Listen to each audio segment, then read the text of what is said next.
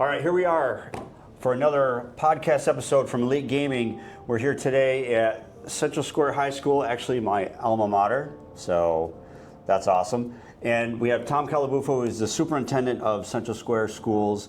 And, you know, we had talked, over 2 years ago? Yeah. Probably we met for the first time. And I told you I was doing this crazy thing called high school esports. And you said, tell me more about it. You were super inquisitive right from the very beginning, and you adopted it very quickly. Can you tell me like how it started and why you started esports here and why you feel it's important to Central Square? Yeah, so for me, I always want to learn new things. I would go into my basement, I had a big screen television, and I would watch my oldest son, who's 13 at the time, but then he was probably 6, and he would watch all of the videos of people playing games. And so I couldn't understand how the fascination he had with that because it's somebody else playing. And then I would say to him, you know, what are you doing? And he's like, well, that's what I want to do when I get older. And I said, well, you can't make a living doing that. And then he took my phone and he literally asked Siri, you know, and he named these people who are the influencers, who are these gamers, and they were making, you know, $12 million to $30 million a year doing this. That sparked my curiosity. Then I really looked into the whole idea of esports and how many colleges had already implemented that. We're giving scholarships, not just for the actual esports, but all of the other related industries. Broadcasting, I know Newhouse, Syracuse University has been doing that. But there's advertisement, there's so many fields within that. And my mind started going, I was just thinking, wow, we have so many students at Central Square that might not, you know, they're not in band or they're not in sports. They don't have that connection.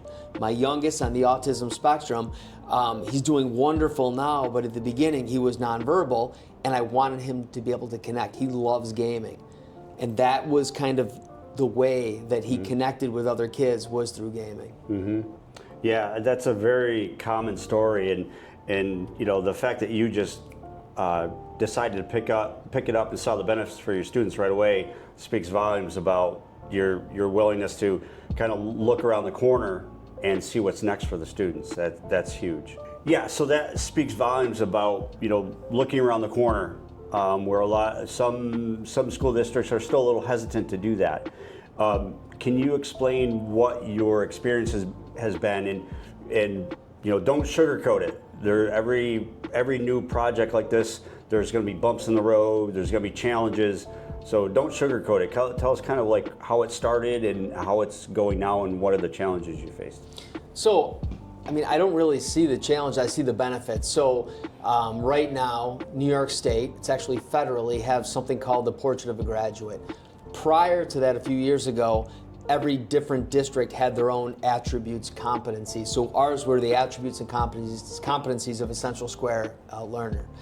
And from pre-kindergarten straight through, what are the attributes that they need to be successful? And overall, the number one that we were seeing, and all the research pointed to it, was effective communication and collaboration. So when I had the opportunity to come watch our Central Square students compete at your facility, I was seeing kids that are normally shy in their own bubble that really struggled making eye contact, talking. They lacked the confidence, but they just came out of their shell and they were alive and they were on a team for probably the first time in their life that they were ever on a team. As orthodox or unorthodox as that may be, right? It was a team. And then when you look at Section 3, actually has esports on their website, it's legit and students understand, and administrators and educators see the benefit now that you need to engage our students more than ever. The pandemic showed that. If kids aren't interested, they're going to be tuned out. But if you connect education to what things that they're interested in, you're going to have that buy-in. And there's so many different facets of that. Both of my kids love playing Minecraft. Yeah. I took them chicken jockey. They yell it all the time. They love the movie, but they love to be able to create. And it always fascinated me when they were really little. They would build these ornate houses and like with a purpose, right? When like the creatures came at night, they were able to protect themselves. So they were able to problem solve, communicate with each other. it was just, and show their creativity. They just came alive when they were playing that game, and that was something that my wife still plays Minecraft with them. They're 13 and 11, but it's a game that really gets kids to think outside the box, to work together to construct something. And there's a parallel between that and, you know, to be an architect. It's a fascinating way. It's a gateway to really capture kids' attention. Yeah, for sure.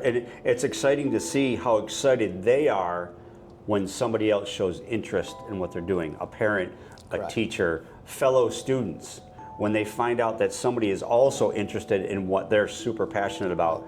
That just opens the doors up to communication, you know, the whole social emotional thing. You know, mental health is a big concern. What has it done for, in your experience, done with grades, attendance, and the social emotional piece too? Well, so for the most part, the students that were on esports were kids that didn't play. Some do. Some are athletes, some are in band. But for the other ones, they didn't have a connection to school. And we noticed that attendance was lacking. They didn't miss a day of school. I mean, they're on esports teams that are competing and winning first place, second place, third place accolades, that they come to school. And not only do they come to school, but they just have a different mindset where they do feel connected to their school. One of my things that keep me up at night as a superintendent is to think about all of those students that go through the system that never felt connected. They just to anything. It's once they feel connected to that, and it could be somebody on their esports team that then opens their mind up to something else, right? And now they've got friends. It's very hard, especially as a parent, to think that, you know, you wouldn't want your own kids sitting in their basement by themselves. You want them to be able to connect, because when I'm gone and my wife's gone, I want to make sure that my own kids have built those relationships. And if being on an esports team is a way for these kids to connect, but also like a viable opportunity in college and beyond, there's so many new fields that are popping up in industries, and many of them right now are already established around gaming, and esports. 100%, and it's only getting more and more prevalent, those careers that are available. And a lot of people think, when I talk to parents, that esports, careers in gaming and esports is just either you're a professional gamer or a computer programmer. There's so much more than that, and the careers that are available in the ancillary careers, you know, broadcasting, content creation, marketing, you know, accounting. You can be an accountant and still work in the gaming industry. You know, legal, things like that. So it's a massive machine that needs a lot of people to work in it. And you know, if you become good at 3D modeling, 3D rendering for video games, oh, by the way, you can work in the movie industry, the music industry, architects, you know, or the automotive industries, things like that. So it's really cool to see like those, you know, aha moments, or those light bulb moments when the kids realize that, oh my God, I can work in an industry that I'm passionate about.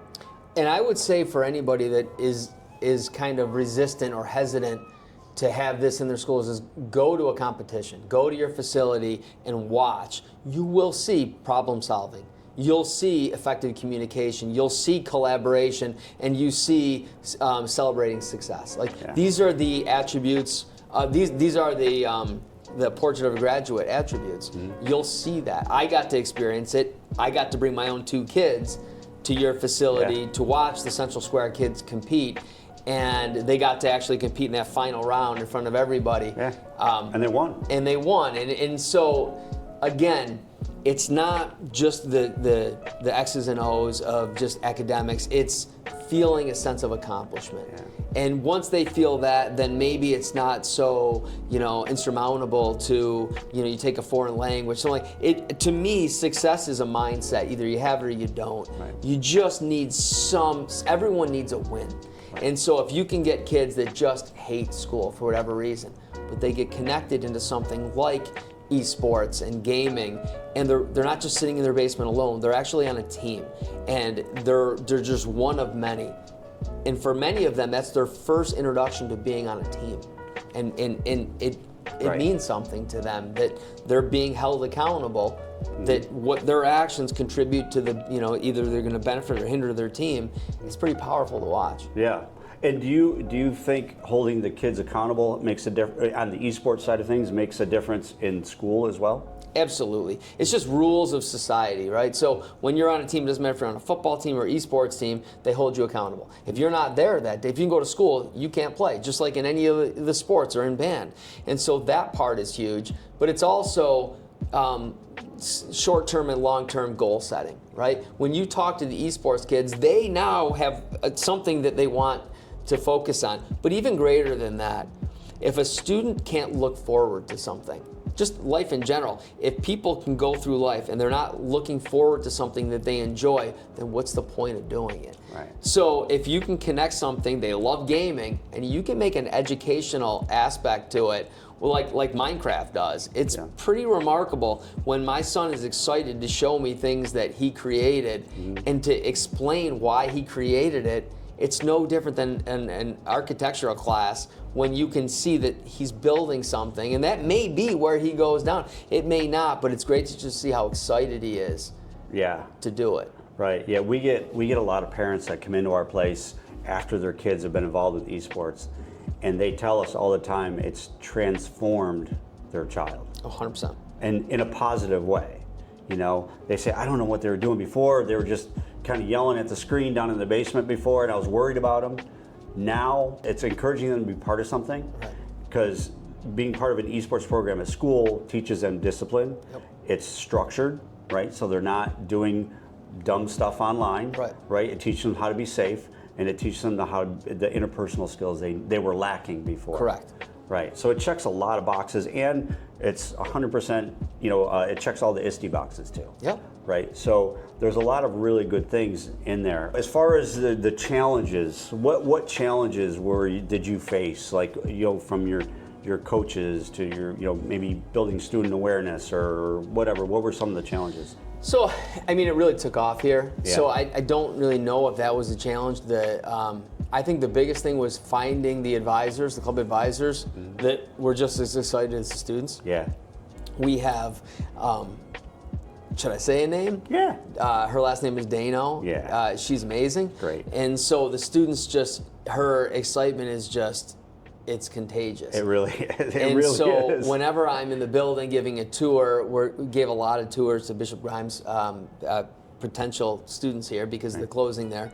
And I took them to the esports facility, and she just lights up to be able to show them the stuff that the students are doing, but then to also talk to these students that are on our esports teams that would never look you in the eye before. They would never have the confidence to be able to articulate and to answer questions. For some of these students, so I volunteer and I go with my administrators and we interview students as part of our business courses, College Career Ready, and we interview them. And it's amazing to see the difference. For some of these kids that it was really hard to just get a couple words out of them, they're so much better at articulating their thoughts, just the confidence, they didn't have that before. They were in a shell, and this kind of got them out of the shell, and the whole socializing, and there's norms and there's rules that are either written or unwritten if you're gonna be in a team with somebody, that they just never learned that. But now it's kind of like if you really want to learn a foreign language, you immerse yourself in it. You go to a country, you drop yourself there, all of a sudden you're speaking fluent Spanish. It's very similar to that when they come back after 6 months of being with their esports team. They see them in the hallways, they're excited, they have more of an energy that they didn't have before. So there's tangible, and then there's the non-tangible aspects that, for me, it's a no-brainer. If we say we want all students to be engaged in their school community, then you need to have things like esports to be able to make sure that you're connecting with all students. Right, because there's a lot of schools have a pretty big population of students that are disconnected with school. Yes. The chronic absenteeism, the grades, the disciplinary actions. I mean, esports doesn't grab all of them, but it grabs a pretty good amount. And what's great about it too, it's all inclusive. Anybody can do it. Correct. Your Overwatch team, the captain of your Overwatch team, he's what, 6 foot something? Yeah. You know, 200 pounds. He should be a lineman on the football team. He is on the football team. Is he? Okay, well there you go. And then his 2 teammates are 2 girls, you know, 5 foot nothing, 90 pounds, and they won the championship. Yes. So it's really helped him socially, open up, because he's not like the traditional jock athlete, right? Okay. And so he was really quiet, really shy, but he really came out of his shell playing esports. 100% that's helped him in every other part of his life for sure. That's great. Great guy. Great. And it's fun to start seeing the success stories, because now we've been doing esports for 3 or 4 years now. It's fun to see the success stories, you know, and you're going to have students, you will have students signing offers, you know, just like the traditional athletes do. You're going to have esports kids signing offers, you know, a signing day for colleges. Right. You know, it's going to happen, and it's going to happen soon. You know, over 200 colleges now, or no more than that, over 500 colleges are recruiting now, and offering scholarships. So it's here. It's only going to get bigger, and you know, the fact that, you know, Central Square, you know, a kind of a country rural school has adopted it so readily and so quickly speaks volumes to how you're looking out for the best interests of the students, looking around the corner, you know, keeping an open mind. I think that's the big thing, because a lot of folks have these preconceived notions about what esports is, and they're usually all negative. Right? You know, you're gonna waste your life away and, you know, rot your brain playing video games. If done properly in a controlled environment like a school, at our facility for, you know, competitions, the sky's the limit for these kids. Kids are going to be gaming anyway. Right. You might as well be able to link it to they have transferable skills with it. This isn't about kids sitting in their basement by themselves. They're on a team. There's scores, you know, but it also exposes them to other aspects of it, like you said, like the marketing aspect of it, where maybe they want to go into advertising because they're really good at esports or game casting. Maybe they have their own iPod, their own podcast. And people look at Joe Rogan and people laugh at the beginning. It's what, $700 million business, him doing that. And so people look at that, and I think it's harder for kind of like the older generation, because they don't understand the money and the industry that's with that. They look at influencers and they can't understand, how is that person worth $100 million? Right. The fact that they're always advertising other, you know, products on their podcasts and whatnot. So these kids they're kind of immersed into a business world that we weren't. We didn't understand. There was no internet. Now these kids are able to link their passion with something that's in their skill set. And what esports does is it helps them, you know, be better communicators, think outside the box, be problem solvers. They're not just sitting in a basement playing, you know, games. Right. It's so much more than that. And when parents understand that, they'll realize that they can have it both worlds. The kid can do something he loves, but it's also could be a potential career opportunity for the kid. That sums it up perfectly. We're going to end it right there. All right. That sums it up perfectly. Thank you very much, Tom, for taking your time to chat with us and talk to us about your esports program here at Central Square. You guys are doing amazing things. You have an amazing lab here, amazing staff, amazing students, and you guys are going to win many more championships. That's great. Thank you. Thanks. All right.